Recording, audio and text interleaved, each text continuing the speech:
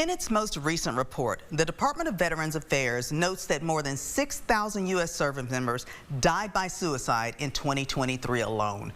An Upshur County nonprofit organization called Counting Stars Ranch is hoping to stop that.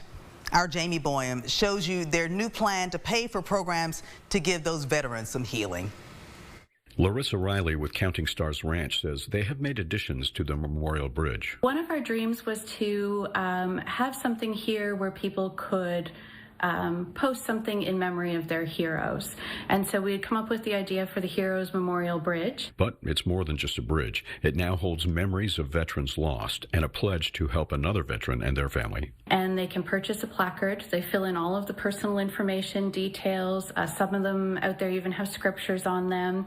And their plaque will get put on our bridge. The ranch was founded by Vicki and David Smithers to offer a getaway and fellowship for veterans and first responders who need it. The placards were David's idea. This branch was always something that he wanted to share and give back to the veterans. He was very passionate about taking care of our veterans. It was his heart and his magic that kind of went behind all of this coming together.